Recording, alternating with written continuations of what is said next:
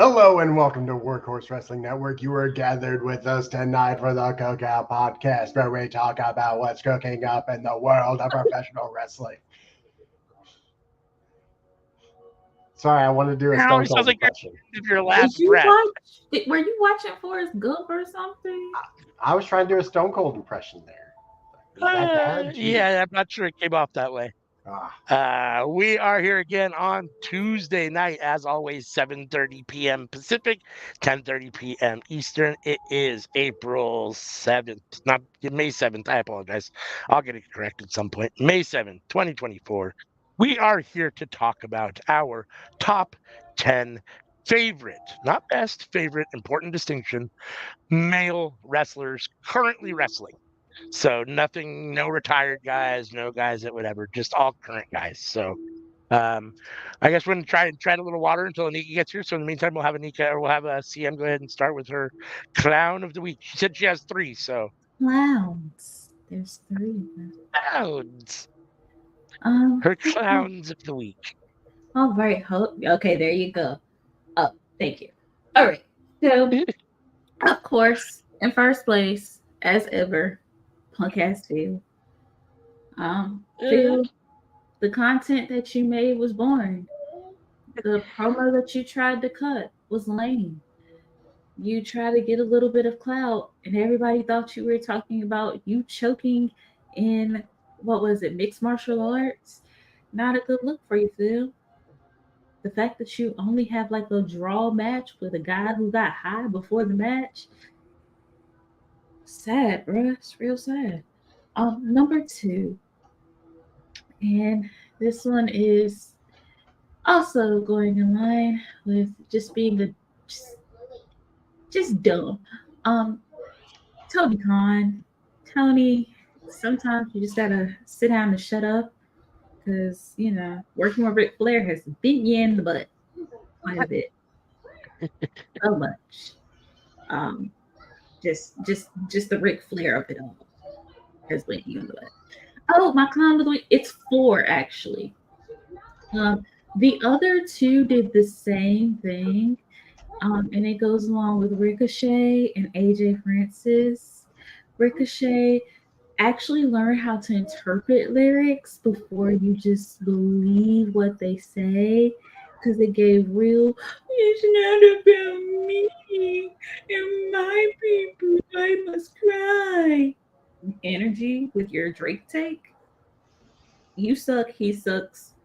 It is what it is. You dated Tessa as a racist.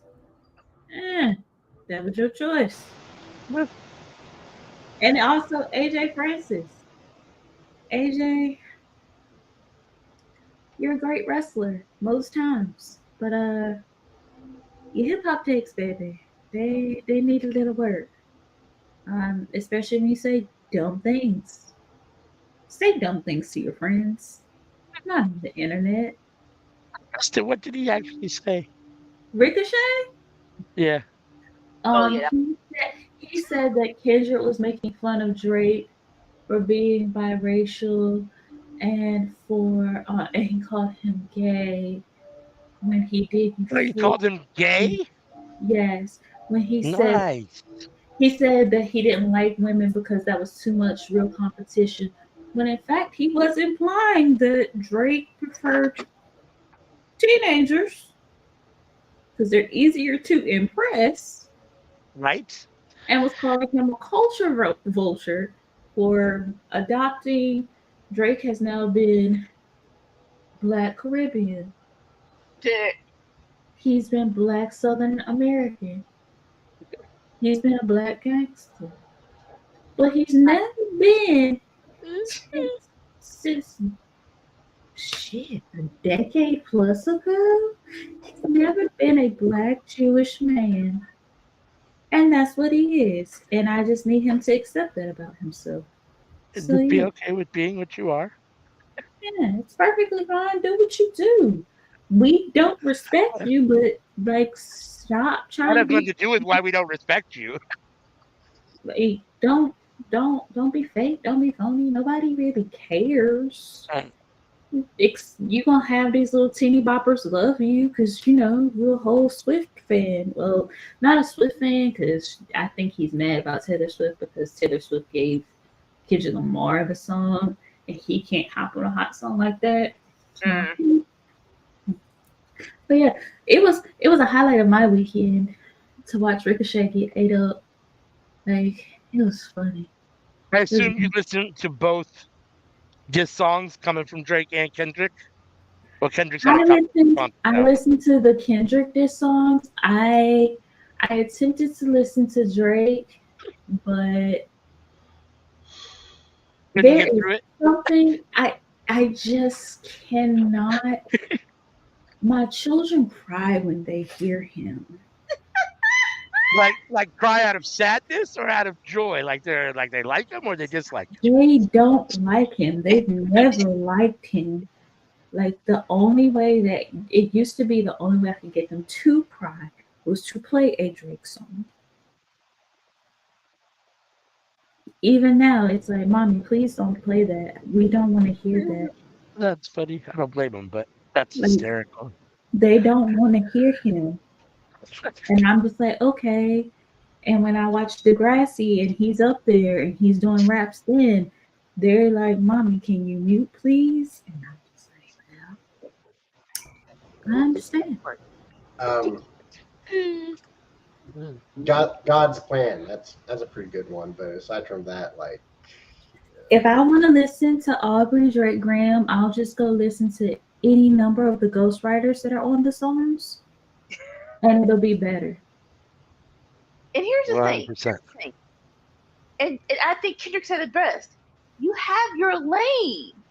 We stopped hating you when you wanted to enter other people's beefs that had nothing to do with you. I'll say this. That's when Anika start like, bruh, what the frick is wrong with you? Like when you start getting into Megan Thee Stallion's business. I'm sorry. How did you get this? How did you get in her business? Oh, I can tell you what happened. So okay. he hated Tory up until then. But what happened is Meg wasn't giving him no play. So then he wanted to bring her down so that she was not uplifted. He did the same thing with Serena Williams. He tried it. His beef with A$AP Rocky might be the funniest of it all because he's really pissed how the whole situation happened because he just knew he had Rihanna. He just knew. And then the test came back and he did not have Rihanna. And A$AP Rocky showed that he was ready for children. So A$AP had Rihanna. And that was the funniest thing of it all.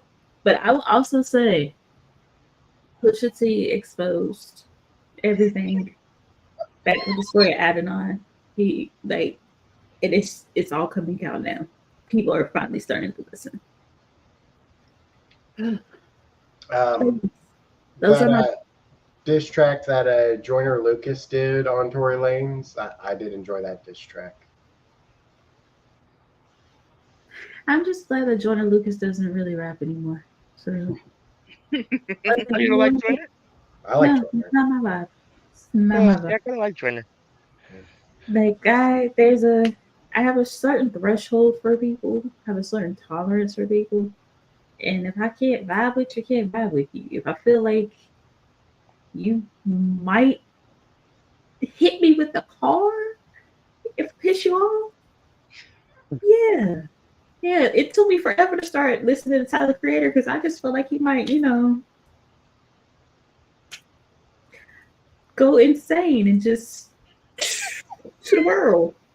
Oh, yeah. For the current gen of rappers, I'd probably put Joyner third best. I mean, Kendrick and Cole are above him, but.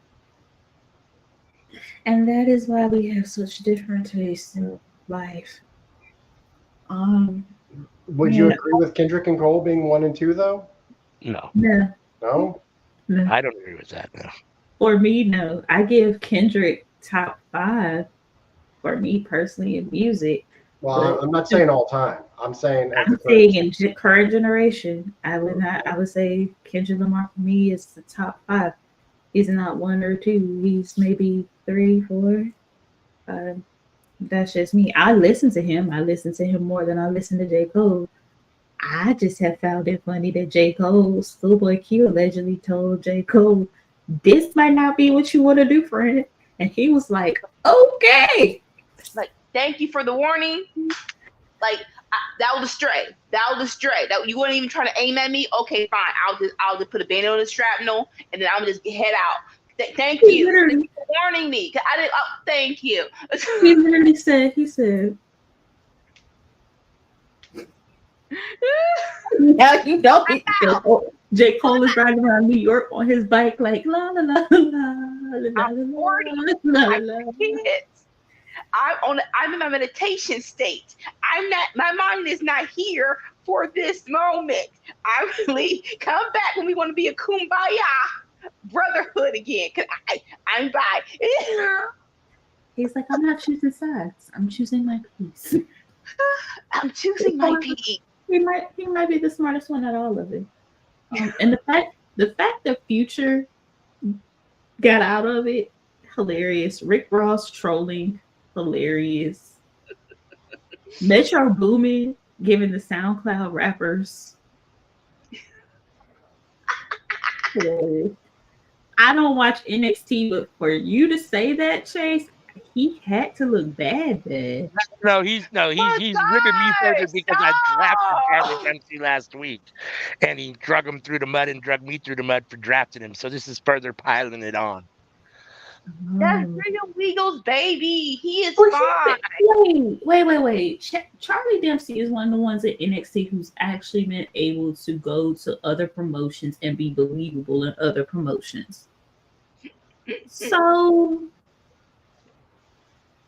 I didn't argue that he has a bright future. He just said we haven't seen him do anything currently, like right at this moment. He won the Heritage Cup, and since then he's been off screen, which to a certain extent is kind of true. I mean, yeah. So I blame Drew Gulak for that because they got to get that thing off. He did call him a Nepo baby, which would imply he's only there because his dad is there, which I think is a little rough. I think that's a little tough because I think he's talented, but. Is he there because his dad's there, or is his dad there again because he's there? I don't know. That's an interesting question. Chicken or the egg? Am I hiding the world from my child, or am I hiding my child from the world? Who knows? All right. So because I have to hop off. Those are your 4 clowns? All done with the clowns? My 4 clowns of the week. It will always be Phil. Phil sucks. To the day one of us leaves. I'm actually let Sam do her whole 10, and then she'll cut out, and the other 3 of us, me and Anika and Sammy will do our 10. That was an interesting sound effect. I know, sorry. I was trying to make a joke of my stuttering at the moment. This is in no particular order, and some of these are based off of clips that I've seen, because I think they have potential. So I have Carmelo Hayes. I have Trick Williams. I have. Oh, this part is hard. Okay. So just to clarify, none of your 10 are in any particular order, or just these 6? None of them are in any particular order because when it comes to favorites, it just depends on the day. And So that makes sense. Yeah. So I'm just gonna give you my 10 that I would watch either clips or full matches of, just because I feel like they are that good, and I feel like they have the likelihood of having something long term in the business that I would want to watch, even outside of the business. So Trick, Carmelo. Gotta give it to Takeshita. Gotta give him props. Hobbs, I've seen a lot of growth out of, and I really, really want to see more. Penta, Phoenix, Kenny Danielson, And these last two are always hard because it varies day by day. But I'm going to say Brian Keith and Darius Lockhart. I know you all may not be too familiar with Darius Lockhart, but he is a very old school heel. And if you ever get the chance to watch him, please do. Ashe has a show coming up next month, which you can watch him on. You can watch him on the first one. Please do that. But he and Darius Carter both are amazing, and I would love to see them. I want to see them in the main company, but I don't know if a main company would know what to do with them. And therein lies my problem with a lot of the people on my list. I want to see them on TV, but I don't know if the companies know what to do with them. So hopefully the people that I named, you all get the opportunity. You can search them on Twitter, Instagram, YouTube. You can find matches. They're all really super talented. I know some of them y'all see every week anyway. Please take the opportunity to look up some of these more indie talents. Brian Keith has not been properly showcased in AEW yet. Not yet. But take a moment and look out. I think that was a solid list. There were some names that popped out. Penta and Phoenix. I like those. I mean, I think we only had one crossover with my list. Do you know how hard our only crossover, but do you know how hard it was not to put Eddie Kingston on that list, not to have the Young Bucks on that list, like not to have Street Profits, not to have like none of New Day. Like it is very hard, but those are the ones that I can watch the clips. You and I had one crossover. Danielson. Right, Danielson. That's in crossover with me as well. Yeah. Like I've had this revelation, and I'm not sure what to do with it right now because you said our current favorites, and it's like that's a very important word because like there's a couple of shows. Which one, current or favorite? Current. Yeah. Okay, there's a couple of shows coming up, and it feels like because people aren't in the spotlight or people aren't the main focus, I'm like, I don't really want to go. like y'all. Not enough of my favorites are going to be on the show. I really don't want to go. Yeah. It might change in a couple of months, but yeah. The biggest thing for me is if they show up on the TV, they weren't, announced, they just pop up and do something. Like it gets me to pop. It's like, yeah, here we go. Like, but that's why I go to live shows because you never know who's gonna pop up where. And do what? Yeah, although I understand, like, depending on what show it is, where it is, it can become very expensive to go. And there's got to be at least something on the card that moves me to want to go, right? And if then it gets canceled, I'm going to be upset. I'm not going to lie. I can't lie. Like, I hate when it gets canceled right when you have the tickets and you're on your way, and that's when it gets canceled. Like I went to real quick. I went to Access, WWE Access, and my people got me a ticket because they said this specific time, HBK is gonna be here at 10. Them crackheads changed it. They freaking changed the time. Oh, we moved him later, and this. I'm like, no. I don't care about the person. Y'all have this freaking time slot now. I ain't gonna sit there because I'm gonna be respectful. But I paid to see Shawn Michaels. I didn't pay to see this fool. You know what? Yeah. No, fine. I remember I must have been probably 10 or 11 years old, and WWE came to my hometown. They were at the fairgrounds, and it was hyped up for Billy Jack Haynes versus Hercules in a full Nelson challenge match type thing, and I was hyped for it. And then last minute, at the show, right before that match, Hercules is not here tonight. So as a result, you get blah, blah, blah. And it was a jobber, and it wasn't even, and they just, Billy Jack just watched. I was so irritated. I was so mad. I was so pissed. Like The first, go ahead. No, the first I knew when WCW lost the battle for me because we went to a house show and none of them freaking people came. I didn't see Whoa. I didn't see Hogan before we knew he was a racist. I didn't see Sting. I didn't see Ric Flair. I didn't see freaking Luther. I'm like the freaking main event. And this is why I can never go against Booker T, even though he's in the different bag right now. It was Booker T and Scott Steiner and the Steiner brothers. That's why I can't go against them. I'm like, y'all some workhorsemen. Y'all workhorsemen. I ain't gonna support y'all, but I ain't gonna go against y'all. That's why y'all made it. That's why Booker T made it. WWE. I'm like, oh, y'all lost. WCW lost. I'm sorry. I don't care. I don't care what WWE does from now on. Y'all lost. My first love was WWE when they came to ECU back in 2003-ish, maybe, or so. And I was so hyped, so excited, gonna get to see Eddie Guerrero. No Eddie Guerrero. Because they couldn't get they said they couldn't get the lowrider through the entranceway, and I was like, why? But I got to see most everybody else.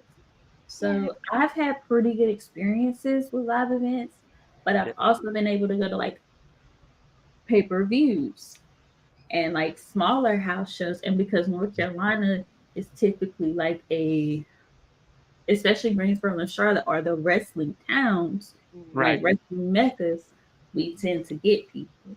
And then even if we can get them during conventions and stuff, they come through. Yeah. So I you guys don't have that option because where you live sucks. But if you ever want to come up to North Carolina, you can. You can quite a few shows. I mean, I went to a TNA show. I paid for backstage access. We met and Jeff Hardy, and they were cool, and a couple other people. I'm trying to remember who else was there those were the two that I remember sticking out at the most. Who else? Jesse Goddard. I'm trying to remember. There were a couple other guys. I have a bucket list item that I want to do before he kicks the bucket, but I don't know if my lungs can take it. And it's not Jeff, it's RVD, and I don't know. I don't know if I can take that, but damn it, I would try. My neck of the woods is real good with wrestling. I mean, St. Louis, Chicago, Memphis, the only problem is driving to get to them. Yeah. But being near Charlotte, even now in the Triad area, Winston-Salem is picking up, High Point is picking up. There's a lot of people who are sending, they're sending their kids or their relatives up here to learn how to wrestle, and a lot of wrestling schools have opened up. So it's really, really good, especially the convention scene.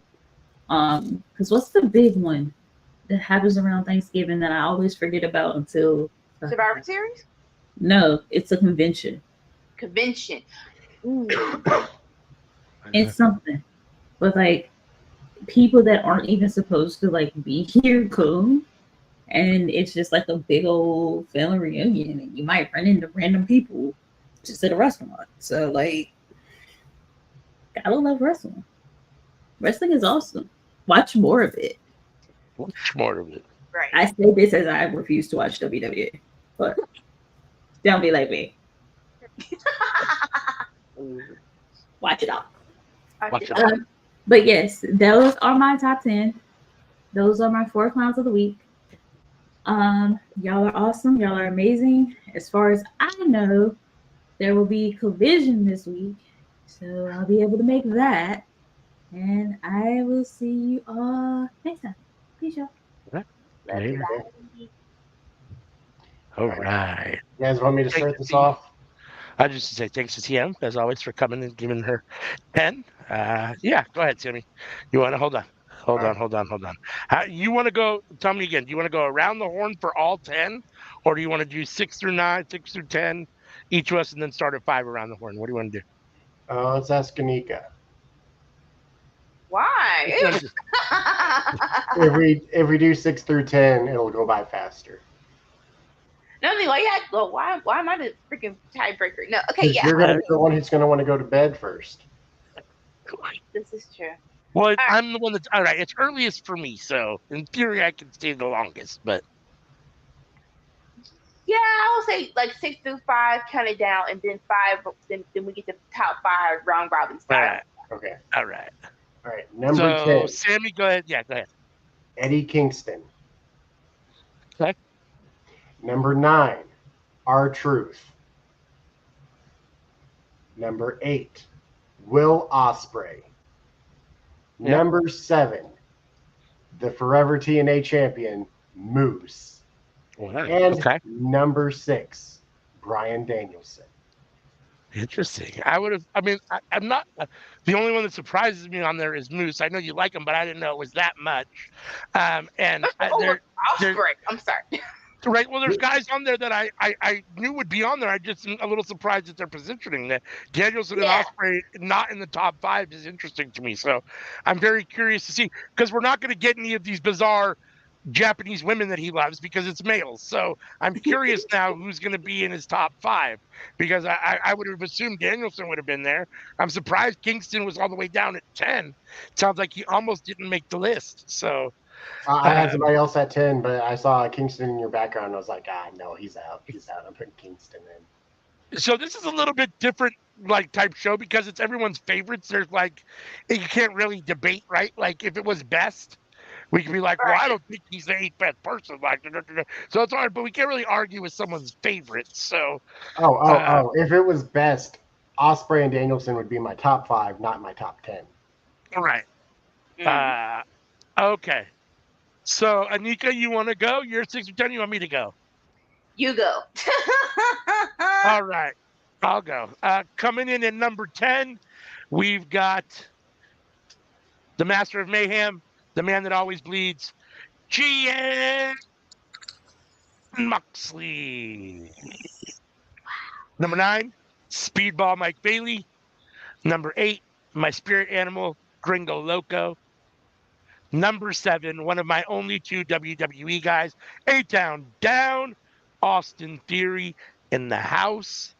Number 6, rounding out 6 through 10, is my man, Ricky Stark. Where is Ricky? That's what I'm saying. That's what I'm saying. Since they lost the title, I don't think I've seen him since him and Big Bill lost the tag team titles. I've seen Bill, but I don't know that I've seen Ricky. Like, right? Like, and don't get me wrong, Big Bill's doing his thing. He deserves TV time. But I also want to see Ricky. I also want to see Ricky. He's either taking a break or maybe he's injured or something, because he hasn't been on TV for a minute. I mean, he's been kind of up and down too. They've warmed him up a few times and cooled him down, and warmed him up and cooled him down. And I'm not gonna say I'm scared, but I have a thought in my mind that he might be jumping ship to WWE. Yeah. Like he's just gonna run out the contract and he's gonna go join Cody. Well, he's young. I mean, he's still got a lot of time in front of him, so who knows? We'll see. Right. I'd assume the same for MJF. Yeah, I could definitely see MJF at least taking some time, at least attempting a WWE run. I mean, having some time in WWE. I don't know how long it'll last. I don't know if he'll be a lifer and stay forever once he's there. I can see him staying for a while and then coming back or whatever. But like MJF versus Braun Breaker sounds like money to me. Yeah. Ooh. See that? Yeah. I mean, there's other guys I could think of off the top of my head that I'd rather him wrestle. I'd rather see him wrestle Seth. I'd rather see him wrestle maybe Sheamus or even a Drew McIntyre, AJ Styles. Mm-hmm. But he's also a story person too. So, So yeah, those are good matches, but you also need some good stories. Oh yeah. I mean, right? You got to give us a reason to be invested in it and all that. But honestly, like when I looked at this and I thought about favorites, I looked at my main criteria was these are guys that when I see their name on the card, I have to watch that match. It makes me excited, and I gotta watch that match. That's why they're so. All right, Miss Mika, you can't wait any longer. You got to give us specific. I do have 10. I do have All 10. right. And more so, like you said, who is the most I'm excited for when they're on the screen. So Exactly. 10 through 5. All right. So number 10, I'm gonna go with Rhea Bloody Ripley. Oh, the men only. Huh? We did women 2 weeks ago. What the? Oh. Well, please hold. Because that's what the freak. Sorry, please hold. I'm like, she got to change her list as well. We did women 2 weeks ago. Kind of a lot. Bruh, you just favorites. I really don't like we did women. Okay. That's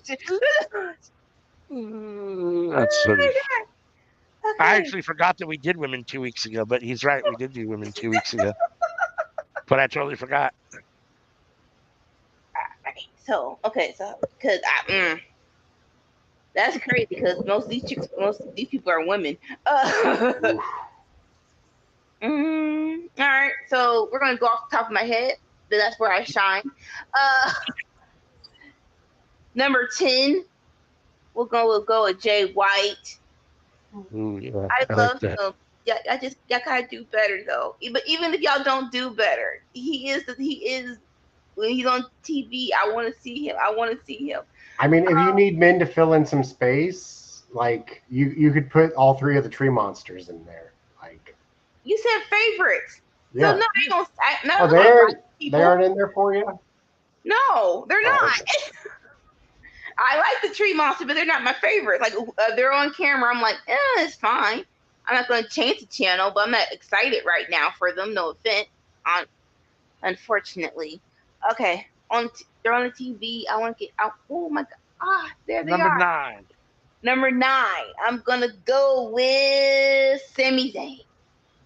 Sami Zayn. That's a good one. Yeah, that's a good one. His entrance when they were in Montreal, I was excited and scared. I was like, where the frick is the stupid ref? I mean, not the ref. Where's the security guard? There's a whole lot. Like, I get you're in your hometown, you're happy, but you can't tell me all these Canadians are really rallying up against you before you get to this freaking ring. But that was probably the best entrance ever. Okay. I got the song stuck in my head now. All right, number 8. They're on the screens. I'm not turning the channel.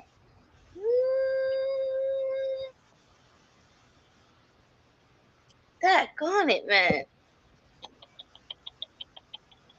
They're on my screen. I can't change the channel because I want to see more. That's why I don't go freaking house shows because I don't have anybody. Daggone it, man. All right, I'm going to go with Danielson. Yep, Danielson. Number 8, okay. Like, he is always a good time. And then and this is crazy. 7. But that's 8. But 7, yep. I'm going to go with Claudio. I like Claudio more than Danielson right now. He's that dude to me. I'm excited for his freaking push whenever they want to give it to him because that match between him and Ospreay, it really is like, we're not. So when is he gonna get a shot? When is he? And I was really excited on Collision when it was him versus Swerve to the point where I'm like, I know Swerve versus Christian is the program for Double or Nothing, but y'all really could have switched that. Y'all really could have had on Collision Swerve versus Christian Cage. Double or Nothing. Give that space to Claudio. I think I would have loved that way better. That's just me. Okay. And then number 6, they're on the TV, and yeah, that's. You lost Jimmy for a minute. They're on the TV. Like I'm like, wait, did my hands do that? No. He disappeared. I'm excited and I want to see them in any capacity. Who's number 6? I Yeah, didn't she was see about to it say it. yet. Oh, She's about to say it. She's still deciding. But yeah. Oh, Finn Balor. mm. I still love Finn Balor, man. And I was very disappointed. Like, I was very conflicted last Monday, and it was going to be him versus Jay for the King of the Ring. I'm like, I know Jay should win, but match-wise, I want to see Finn Balor more. Like, Finn Balor versus Ilya, I'm like, I wanted to see that. Well, we've seen it before. I didn't. No, I didn't. No. You didn't watch that NXT UK? Oh, No, I didn't. It was a good match. And I'm not for watching the past. No offense. Maybe you'll be on a maybe we can book it for a radio retro watch along maybe. But yeah, but yeah, I would love to see that today. That would have been nice. But okay, I did it. That's my top 6. You did that. All right, so Sammy Joe coming in at number 5. It is the megastar, L.A. Knight. Yeah. Yeah, he didn't make my top 10 anywhere, which is funny because I do like him, but he didn't make my top 10. But yeah, no, I mean, he's just definitely a solid, he's a fan favorite for sure. Mm. All right, number 5, I have Samoa Joe. I love Joe. I'm happy every time Joe's on my TV. Anytime I see him booked for a show, I'm excited. I don't care who he's wrestling. That walk away spot when someone does a high flying move or some is the best spot in wrestling. I don't care what anybody says. That's the single best spot in wrestling. And that's one of the best chants in wrestling. So, oh yeah. Yeah. And I love that AEW has given him. I love that AEW gave him a run this late in his career. I love that they gave it to a guy that's not your traditional, looking wrestler that's a little bit, kind of out of the box, all those things. So, yeah, that's my guy, Samoa Joe, number 5. I mean, if they were going to make CM Punk world champ, they needed to make Samoa Joe champ too. Like the whole CM Punk run, the last year in AEW, it really is hindsight. Like, y'all, it was so many things y'all could have done to make it better for your company. Let's say that. Better for your company. Okay. All right. On me. Number 5. Number 5. That's the magic number. You're on TV. I'm looking at you. Cause I have my top 3, but in no particular order, right? Well, you don't want to pick any of them. You want to pick somebody else. Duh. That's what I'm. So who's in the middle? Who's in the middle? Who's in the middle? Okay. They're on TV. I'm liking them. I'm feeling them. Cause they're like, I gotta get back in. I gotta get back into NXT. Even though it was great right now, I have not seen any NXT lately. And that's more so because my sister's in the house and she wants to watch other stuff. So I'm like, I get it. It's too much wrestling, so fine.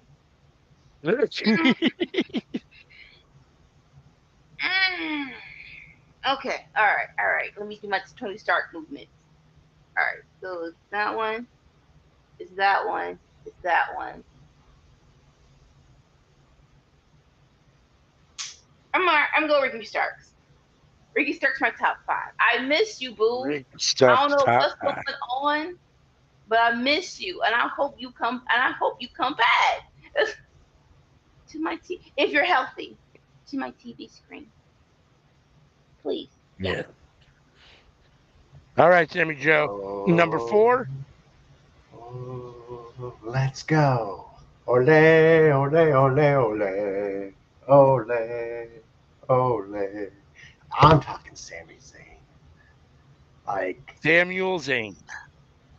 man, like I get up out of my chair and I dance around when he's coming out. Like, It's such an upbeat freaking like a song that can be upbeat and also get you going, like, but not in a cheesy way. Like, let's go. And his energy is infectious for sure. The crowd gets hyped when they see him. He's over, not just in the regards of people like him, but that he has that charisma and that life to him that gets the crowd going when he comes to the ring. he's one of the best promos in my opinion, and like it's hard to think of a dude who's a better underdog babyface. At the moment, there aren't many. Right now. Yeah. Like, we got a lot more superhero baby faces, not too many underdog baby faces. Hold on for 1 second. Do it. Let's go. We believe in you. You can do it. I believe I can do it. Let's do it. Ooh, okay. All right. Okay. So, all right. So it's my turn, right? Number four. All right. So we'll see what this dude can do in WWE. Recently signed. I'm familiar with him from watching him for a long time in MLW. Dude is authentic. Dude is real. Dude is seriously from the streets. He's the edgiest wrestler, I think. Well, other than like a guy like Sandman, he's probably the edgiest wrestler I've ever seen give a promo, actually do some on screen. I'm talking about your boy, my boy, Jacob Fatu. like, I'm very excited. I'm excited and nervous. I'm excited to see what he can do in WWE and on a big stage because I hope he gets over. I'm nervous because I don't think he's made kind of for that kind of corporate world, and WWE is kind of the corporate world of wrestling to a certain extent. So I don't know. We'll see how long he can hang with all the rules and regulations and all that kind of shit. So I respect that. right? Yeah, I do too.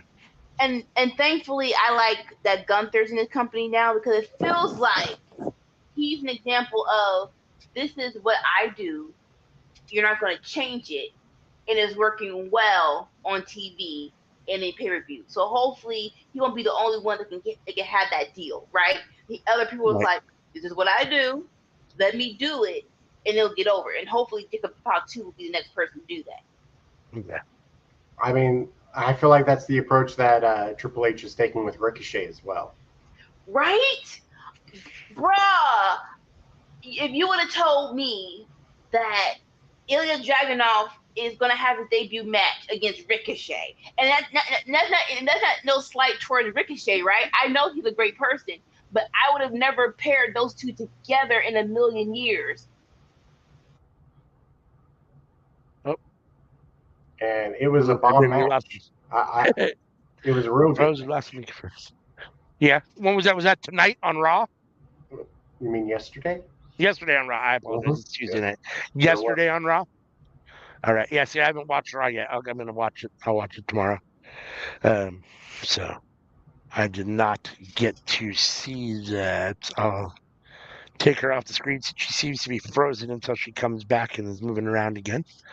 We'll give her a minute. What do you think about anything you want to say about your guys so far before we crack the top? Well, Nika still needs to give her 4. So, I mean, I'll go through them again. Are you surprised with any? Are you surprised with the? Surprisingly, there hasn't been an overwhelming amount of crossover. You and Anika have had Danielson so far, and I have Danielson too. Obviously, still to come. Spoiler. She had Sami Zayn. Yeah, she did. So me and Anika both had Ricky Starks. You guys both had whatchamacallit, the name I just mentioned, and now I'm drawing a blank already. Thank you. And I do too. And yeah. All right, Anika, you're number 4. He just came to my mind, and I hope Baby Boy is better. I hope he gets better, because I need him in my life. Little dead boy, Darby Allin. Like, sir, I love you and I want the best for you, but I really need you not to risk your life so much. I need you to look both ways before you cross the street. I need you to not climb mountains because you are the best. You are one of the best. And every time you're on TV, I love you. Period. So please stop putting yourself in situations where I may not have you the next year. It's interesting. Like I enjoy Darby Allin's matches for the most part. It's funny because his name didn't even pop in my head when I was thinking of this list, which is I don't know if that's just because there's so many people out there, so many guys, that it's hard to just think of them all. In theory, for me to give real weight to this, honestly, I probably need to sit with the roster pages for several companies to remember all of the guys. Because, like, you forget somebody and then shit, I should be somewhere in that. You know what I mean? It's like, but it is what it is. So, but yeah, no, I mean, Darby is one of those guys that's hopefully doesn't have a shortened career due to all of his Daredevil antics.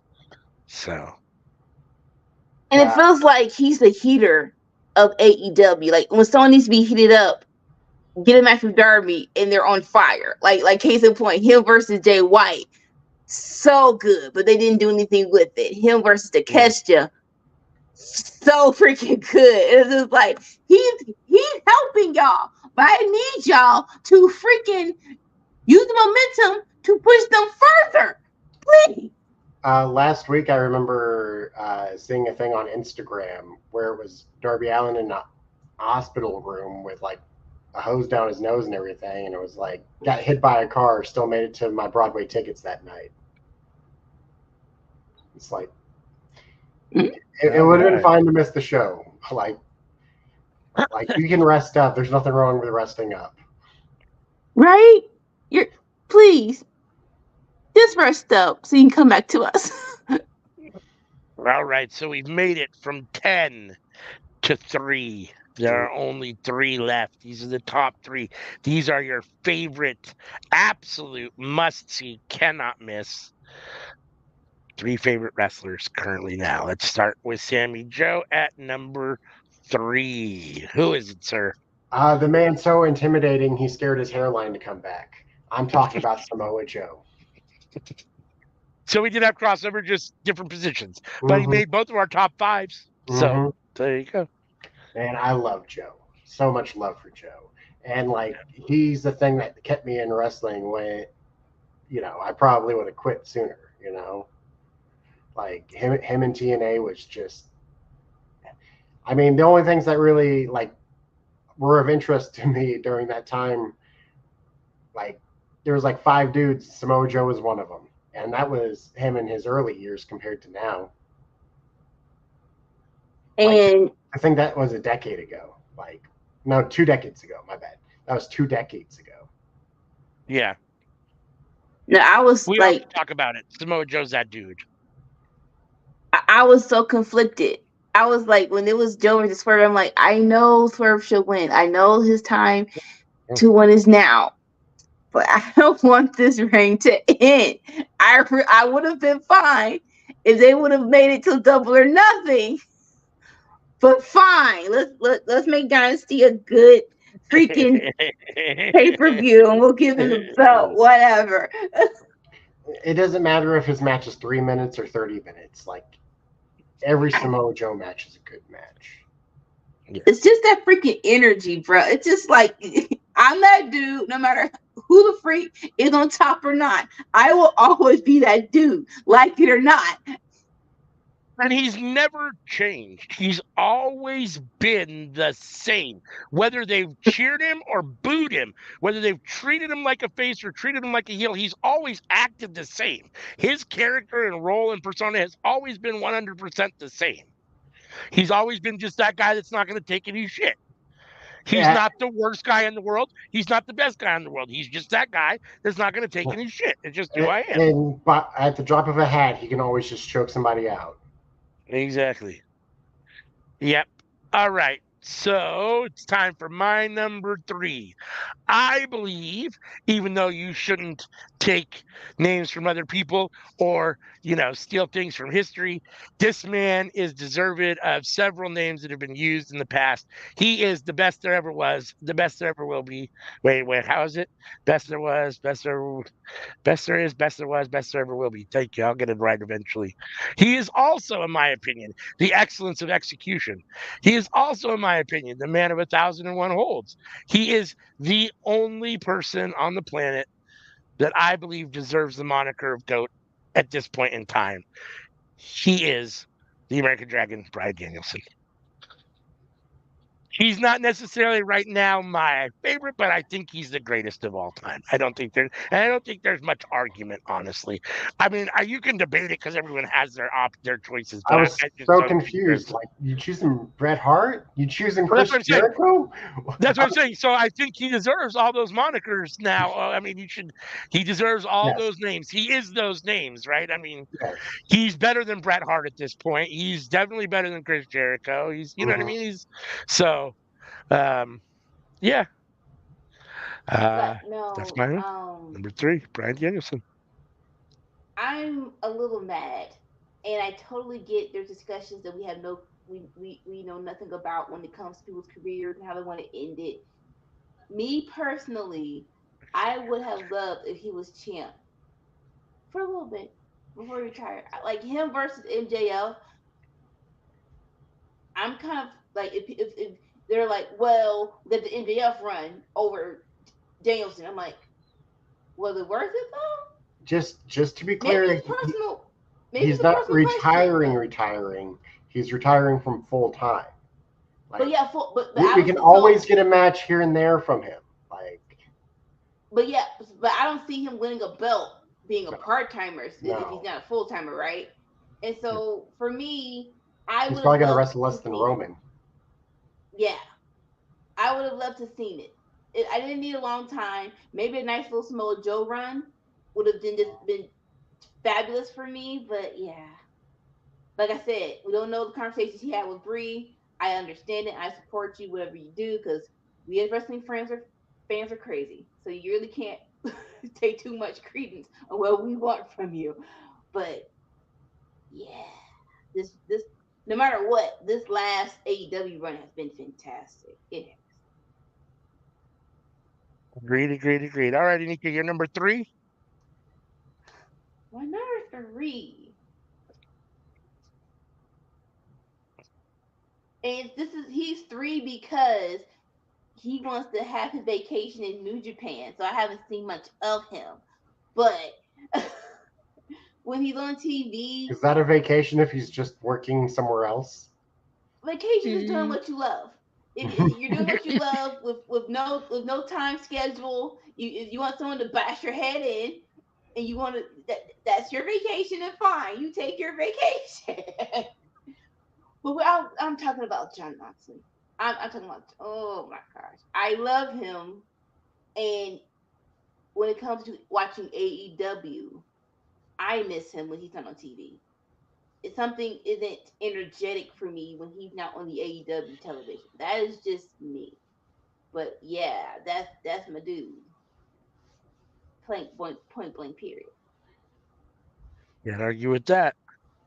He was on my list. He was lower for me only because number 10. Yeah, if this was the best list, he'd be way higher. If this was the best list, he'd probably be somewhere 1, 2, 3, or 4. But it's not that I don't like him per se. I have moments. It goes up and down for me. And right now I don't know. I feel like right now, I don't want to say it's stale or plateaued, but I feel like I need a little bit something different from it. It seems to be a lot of the same match over and over and over again, no matter who it's with. And I'm ready for a little switch up on just the way his matches are presented. You know what I mean? So, but other than that, yeah, he's a good program. Yeah. So my list has been pretty surprising to you guys, huh? So no, I mean mostly just placement. I think it's mostly just placement, not necessarily the people. I think, as you can tell, there's more and more crossover as we go along here.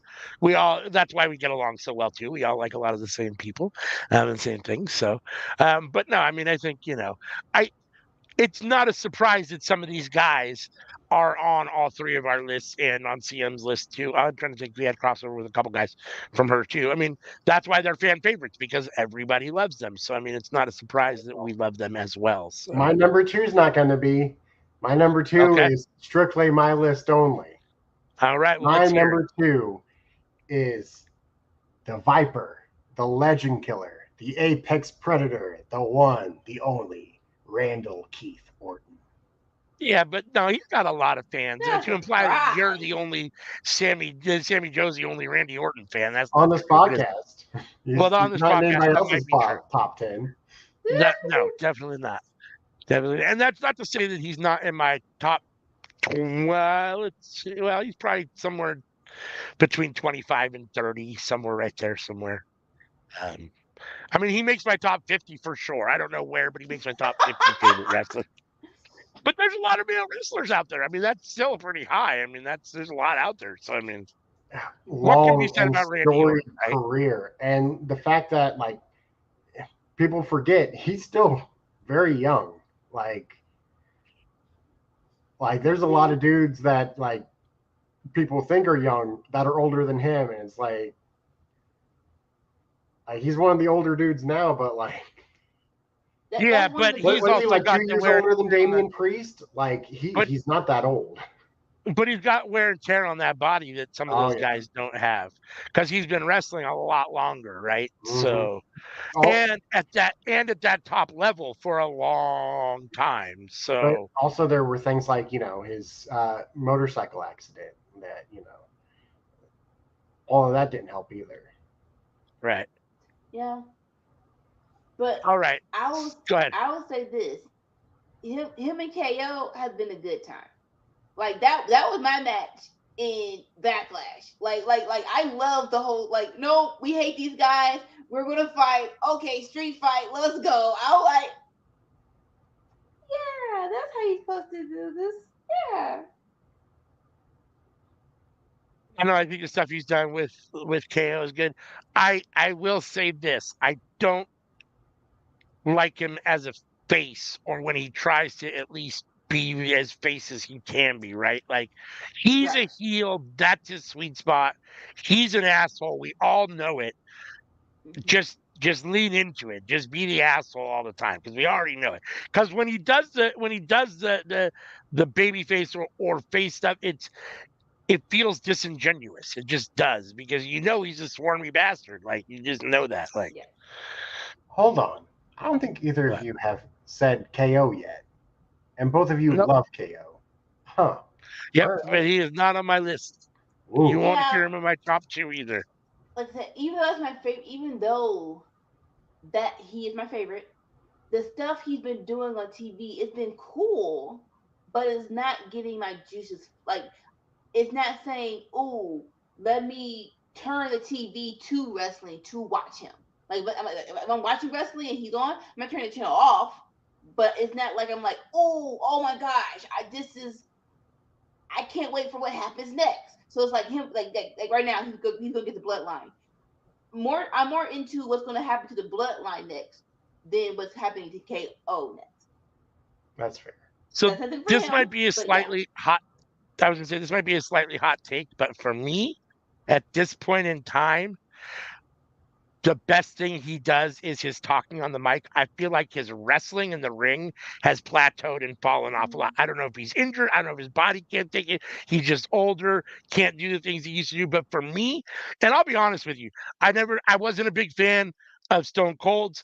I really don't like KO's stunner. I just don't like it. There's something about it. It doesn't hit hard for me. It doesn't feel like the right move for him. I just don't care for. I was never a huge fan of Stone Cold's either. It always felt kind of like a slightly corny move to me to begin with, but I don't like the way KO does it. I feel like his wrestling has fallen off a little bit for me. That's why he's not in this list for me. I think his best thing right now is his talking. I don't know if he's, happy with what he's done and he's older now, so he's just kind of coasting and, it is what it is. Like, I'm not here to impress anybody anymore. I've had those moments. I've done those things, which is fine. All that's great. I mean, from a personal standpoint, I feel like his wrestling has fallen off a little or plateaued a little. Well, I feel like, again, it's who you're with and who you're doing a program with, right? Like, it can be short, right? Like the last thing he's done is Bloodline from France. This thing with Logan Paul, we feel like it was a long, like that's been going on since Royal Rumble. Yeah.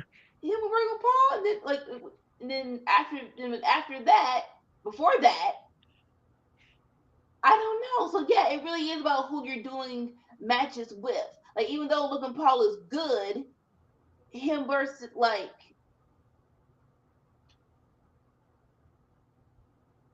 for KO to shine, right? He has to be with another veteran where he can trust that whatever the freak I'm doing, you're gonna catch me no matter what. You can take my hits no matter what. Even though Logan Paul's good, he's still a rookie. So he might not be able to do all the things he want to do. Like the triple threat match, right? Okay, Logan was in there, but also Randy was in there. And so that's why he was doing somersaults, and he was doing frog splash, because all right, Randy's in the match with me at WrestleMania, so I'm with a veteran, so I can do my stuff. Right. My mind instantly went to AJ Styles versus Cody in France, and people were like, "Well, AJ's old; he hasn't been doing his thing." But with the right person, it's like, oh, you're not old. Oh, you actually can still do your moves. And then, okay, some point, the qualifier to get to Cody in France, it was KO, AJ, and I want to say Mysterio, and that match was great. So it really is about the right program. And thinking back on it, yes, Logan Paul is good, and yes, he's good for publicity, but I think it would have been interesting to see KO with that belt, the United States title.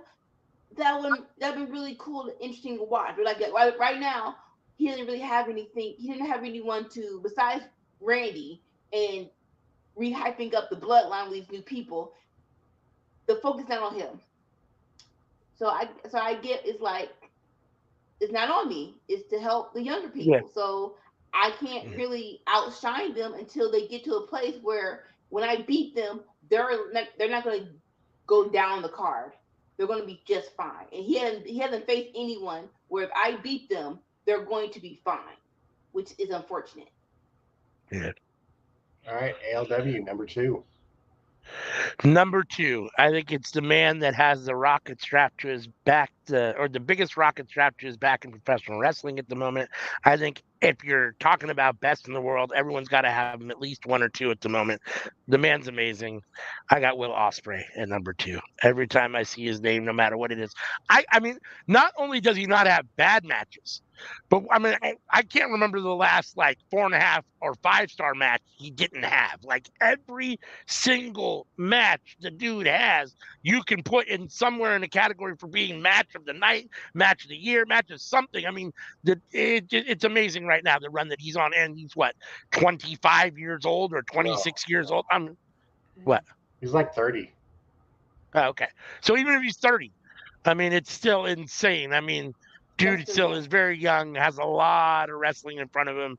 It's going to be very interesting to see what he does long term. So he moves the needle for me almost enough to hit the number 1 spot. So almost, though. Almost. Mm-hmm. All right, Miss Anika, who you got at number 2? Who was Sammy's number 2? I thought I just went. Randy Orton. But he just said Randy Orton. Rant on KO. I'm like, wait, I'm sorry. That was far behind. I'm like, what did I do? But I went straight off on that. Okay, sorry. I mean, I guess if KO's your pick at number 2, you already got your rant on. He's not. He should be. All right, so I'll make this short and sweet. He's forever my champion. Just tell me when he gets his next title. Samoa Joe. I like, he gives me the energy that I need. He is that man. Number 5 for ALW, number 3 for me, and number 2 for Anika. Like, I mean, you can't ask for much more than that to make it into 3 people's top 5. Right. I mean, that's pretty good. He's the perfect mix of story, but when he's in the ring, I'm entertained as well. He's no slouch. So, yeah, forever my champion, Samoa Joe. All right, so here we are rounding this out. Number 1, Sammy Joe, the most reliable hand in the business. Like, if you need to put the title on somebody and you don't have anybody available, you grab him. The man whose idea of a vacation is going to another country and winning their world championship. The one, the only, Jon Moxley. Yes, sir. Yes, sir. Yes, sir. I mean, we've talked about him because he's been in all 3 of our lists. So now, but I mean, if you want to talk about why, other than what you just said as to why he's number 1, you feel free. If not, we can just. I'm gonna say I'm disappointed he's only number 10 for you. It's just the word current is an important word at the moment, because in fact, just how I felt today when I put this list together this morning. He's been tearing it up in New Japan. And that's the thing. I can probably go find New Japan and watch him, but even though I'm in my 30s, I'm an old person when it comes to TV. I have a schedule. I'm going to keep on it. Maybe on the weekends I'll try to find something new to watch. But if you're not on the schedule of each day of the week, then I'll see you when you get back. But no, New Japan World's like $7 a month. No, I will see you when you get back. Yeah. Can't argue with that. All right. So my number 1 needle mover has been for a while, will probably continue to be for a while. I think he's the single most, I said this kind of about Jacob Fatu, but he's even more authentic for me than Jacob Fatu. The dude just loves to throw hands. You can see his face right behind me. The Mad King, Eddie Kingston. There's just nobody else that I'm as excited to watch or see, even though he's not the most athletic wrestler, even though he doesn't always have the greatest matches. His matches usually aren't 5 stars. There's just something about the dude for me. I've watched him since he was in Evolve, since Evolve began, his struggle in the Indies, and just to see him shine, it's been amazing. He's my favorite at the moment. So that's all I can say. I'm mad that he's in Ring of Honor. And again, I get it. It's only $3, but put him on Dynamite. Put him more on Collision. No, I agree. Sweet. Like there's so many, like I can take some people out and put them on Dynamite Collision, and it's a top 5-star show for me. Yeah. He's still the strong champion. I often wonder what kind of has happened, because that match, the exploding ring match where he ran in and drove on Moxley, and that was probably the height of his push in AEW. Like, he was right there, main event, ready to be AEW champion, and they didn't do it, right? And then he kind of dropped down, and then don't get me wrong, he's held 3 belts, but they're all mid-card belts. They're all kind of lower tier belts. I mean, the Ring of Honor World Championship is a prestigious belt because of the history behind it. Almost anyone who's anyone in wrestling now held it at some point, so to hold it, it's a big deal. But in comparison to where I feel like he was positioned, I just wonder what happened. Like, it makes me wonder about why he it feels like he's fallen off a little bit as far as his push goes. Correct me if I'm wrong, but that was Jon Moxley's last match before he lost the championship, wasn't it? The I Quit match at Full Gear 2020? Because his next match was the Winter is Coming, where he lost to Kenny Omega, was it not? No. So he lost Kenny Omega first. No. And I think the rematch was he wasn't champ. He was champ. He did a death match. Oh. No, he wasn't. Remember? You're talking about the exploding barbed wire death match. Yeah, Okay. yeah. That was him Yep. versus Kenny Omega. Yeah. I'm sorry. What are you talking about? I'm talking about when Mox was champ. He faced Eddie Kingston, Full Gear 2020. He Right. beat Eddie Kingston. And Yep. then the next match that John Moxley had, he lost the title to Kenny Omega. Winner's so coming. that's last And then time Right. he Evolution, won. they had the rematch, which he lost Right. that too. 2 matches in a row to Kenny Omega. Okay, so you're saying that's last time he won in his world championship reign. Yeah. Because No, you're saying that was really his. saying that he That was had the height of when he was at. Right. That's when he got his winning. AEW shot. Right. He got a shot at the championship. That's when he was in the main event picture the most. Right there. And that's Full Gear crazy. 2020. Like that's crazy because, correct me if I'm wrong, it feels like he did the Cody Open. I'm gonna call that because like the Open Challenge for TNT Championship. He did a couple of things. I don't think he did a couple of things on TV, but it felt. But the person that Moxley was trying to face got injured. Moxley said, "Let me face Kingston," and then he was like, "Hey, I got 2 minutes. Like, camera on me, dog." And it was like, it feels like it was so instant. It was like, wait, hold on. I got that you was facing Cody and you was cool, but for that's how you know people are good. When you can make a rivalry matter within minutes. It literally felt like within minutes, this is who I am. This is what I'm going to do. This is why you should care about the match. It was real instant. Like, oh, Eddie Kingston. Eddie Kingston. I see you. Right? Yeah. No, I mean, there's so much about him, right? He's not your traditional guy. He's authentic. I believe he's not a character. That's just him. I don't believe he's playing a character or a role at all. That's just him. He doesn't need any kind of gimmick to get over. And I think that's why he gets over, because he's just him, and raw and authentic and vulnerable and emotional and angry and all those things, right? All those things that we all can relate to at times, and depressed. And sometimes he comes to work in sweats and a t-shirt, and sometimes he looks a little bit better. It just depends on what's going on that day. You can tell when he's had a rough day. He's in sweats and a t-shirt and his hat's backward and he's stressed out. You know what I mean? Like, you can tell and I think that's, I don't know, he just feels very, very relatable to me. So that's my dude. That's your dude. Yeah. All right, Miss Anika, your number one favorite current wrestler right now. May 2024. My number one. He comes from the land down under. I did not know until Forbidden Door, and I'm mad at Forbidden Door 1 because it didn't do him the justice to show me how great this man is. But I know now, and hopefully he'll get the championship sooner than later. No offense, if it's not at freaking all out or all in, Wembley. We're gonna call it Wembley. I'll be very surprised, Mr. Will Ospreay. That big land down under energy. Oh my God. I'm so mad. I'm so mad at TK for having all them New Japan people come out in sweats looking like they're going to a freaking barbecue. And it's your first time introducing these people to America if they did not see New Japan. I'm like, the people were trolling me because I was in the freaking comments like, oh, so that's Will Ospreay? And it's like, hey, I'm like, hey, what? He's in a white t-shirt and some freaking sweatpants. I have no clue why you make this friend. And then that Rampage.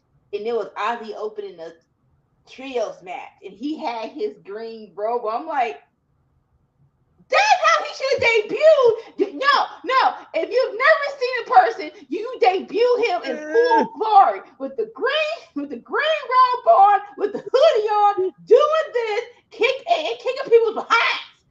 But now I know. Now I know. And I can't wait. And I can't wait for him versus Roderick, because that's going to be so good. That's going to be so good. Can't wait for him versus Swerve. Hopefully that'll be at Wembley. So Will Ospreay is not from Australia. He's from England. So why do you call it Aussie Open then? Or I'm just calling it Aussie Open. They're from Australia. But they all came together in New Japan. Yeah. Thank you. Okay, cool. I think they're just United Kingdom, right? Or United Empire. Kingdom. That's what it is. Australia is Empire? part of But they're the called- Commonwealth, is I believe what they call it, Commonwealth. Because like it was founded by the UK way back when. It used to be a penal colony. All right. Will Ospreay and I went back and forth between Will Ospreay and Eddie Kingston. I mean, they're literally right there. Like and Eddie Kingston is like my heart favorite, where Will Ospreay is like my brain favorite, because Will Ospreay satisfies everything I love, which is the pure wrestling part of it. Mm-hmm. But Eddie Kingston gives me all of the relatable. That's my, like just it gives you that's my homie feel like that, and I don't get necessarily that from Will Ospreay, so it's weird to me. But like if you could combine the two, if you could put the two together, like I don't know, you couldn't. Now, but yeah, if this was a best list, Ospreay would be at the top of my list. yeah, no doubt. Yep, Ospreay would be number one at the moment for me. Whew. Well, Right. I don't know. Maybe Danielson would be there. It's either Danielson or Ospreay. So I'll do a quick rundown of my list one last time. Number 10, Eddie Kingston. Number 9, R-Truth. Number 8, Will Ospreay. Number 7, Moose. Number 6, Bryan Danielson. Number 5, L.A. Knight. Yeah. Number 4, Sami Zayn. Number 3, Samoa Joe. Number 2, Randall Keith Orton. And number 1, Jon Moxley. The only name on there that really surprises me is Moose. I know you always call him your forever TNA champion. I guess I didn't realize you liked him that much. Like, I figured, he'd be on a list somewhere, maybe 20, 25. I didn't think he'd be top 10, especially not 7. But it's a good list. It's a good list. Yeah. He also might have I'm the not gonna best run through. tattoos in the industry, too. I have to look at those again. I'm not overly familiar. I kind of said what I said about Moose, which is, 5 years ago, I was really into Moose. And then I feel like he's plateaued and hasn't really gotten any better. And yet they continue to treat him like he's a major superstar. And I'm not sure that I think he's at that level myself. But again, that has nothing to do with how much you like somebody either. I mean, you can like somebody that you could like a jobber. Your favorite wrestler could be a jobber. I mean, it is what it is, right? I mean, just because someone is not, it doesn't have to be a best or even a guy that gets a lot of whatever. I mean, your favorites can be your favorites, right? That's the thing about favorites. So, but yeah, I'd probably put him at the top of the list for tattoos. I'd put Jey Uso number 2. And then Brody King, number 3. Yeah, I don't know. Well, we're not doing a list for favorite tattoos, but that would be my top 3. That'd be my top 3. Yep. All right. So you guys wanted to do a rundown on your lists one last time? Do you think I remember my list? I was gonna say, I think you did hers by the fly. So I mean, I'll do mine if you want, but. Number 10 was Jon Moxley. Number 8 was the workhorse speedball Mike Bailey. Number 8 was number 9. Sorry, number 8, Spirit Animal Gringo Loco. Number 7, Austin Theory. Number 6, Ricky Starks. Number 5, Samoa Joe. Number 4, Jacob Fatu. Number 3, Bryan Danielson. Number 2, Will Ospreay. And number 1, the Mad King Eddie Kingston. No. There you go. So you remember at least your top 3, Anika? Yeah. She said, nope, I don't even remember my top 3. I don't know what you thought this was, but I'm glad you remember all your people. Yeah. I can do my top 5. Only because I wrote it down. If I had written them down, I would never remember them at all. I'd have come with a whole different 10.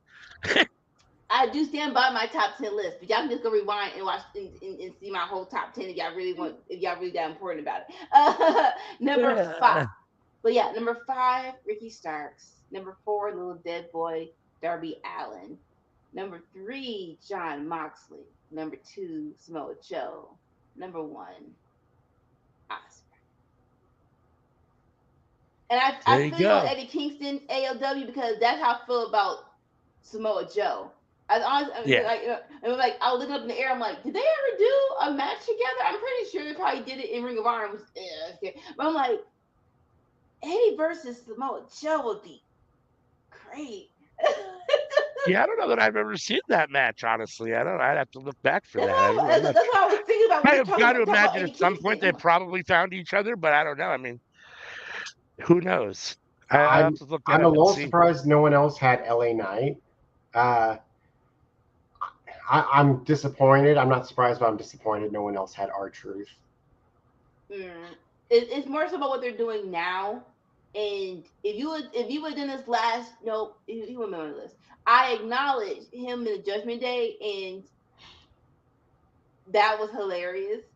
But if he's on television, I'm not turning the channel, but I'm not like, ah.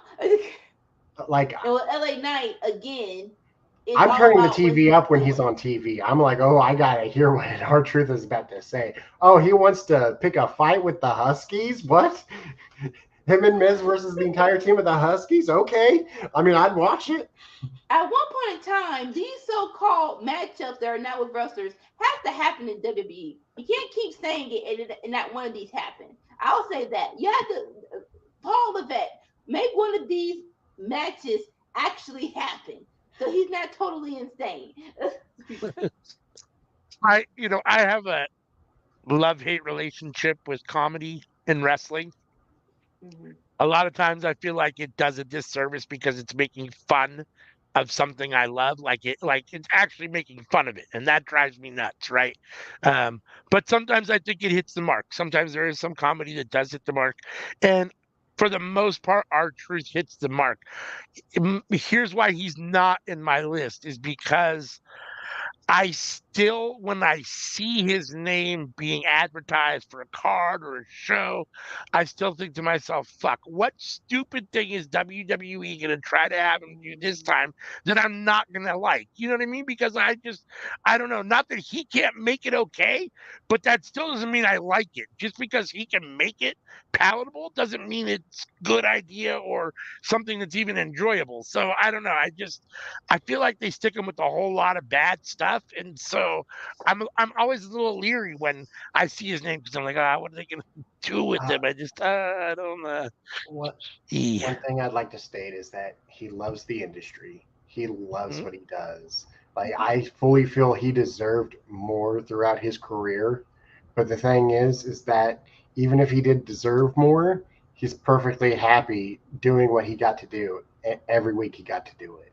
And like that just makes me like him a little bit more. Yeah, Yeah. I can see that. All right. So unless there's anything anyone else wants to say before we get out of here, Um, we will. one last thing. I feel like the people I picked are all people who absolutely love to do what they do. Like my entire list. Like probably the one who likes it the least is Moose. like, Yeah. but like he I could mean, be doing I other mean, things if he wanted to. Like, um, you know, I we're all wrestling fans, right? And even though we have different ideas of what we like and what there is no mystery why there is the crossover that there is, right? And why certain guys are in the same rough positions that Samoa Joe's in all of our top five, that Brian Danielson's on all of our lists, that Will Ospreay's on all of our lists somewhere. All of these guys, John Moxley. right? All these guys are, incredibly good at what they do, and that's why we like them. I mean, they're all. I mean, most of. I mean, like I said, you could like a jobber, but your chances of that are thin because you're not going to enjoy what they do, right? I mean, because what they do is trash for the most part. So, like, Well, why I would you mean, enjoy that? So, plenty you're of only going to people have. would say that the Hurricane was their favorite wrestler, and like aside from a victory over The Rock, like Yeah. he really didn't get too Yeah, but many of see, those. he's a character, so like you could like the Hurricane character and still not care if he took a win or a loss ever, right? That's a little bit different to me than some other guys. I mean, I don't, but in general, I mean, I think that the reason that we like a lot of the guys that we like is that because they're good at what they do. I mean, I think it's most likely we're not going to all like guys that are bad at what they do. So, Yeah. so All right. I know it's late on Anika's side. It's getting late on Sammy's side. So we will get up out of here. Let's see. Until now, I'm not even going to put up the schedule. We'll do that another time. We're here every For now, day. for now, Click on our channel, we're here you're every gonna see day, damn it. something new. Hit the bell to be notified. We'll give you a notification every time we're on. So until next time, thanks for joining us and peace.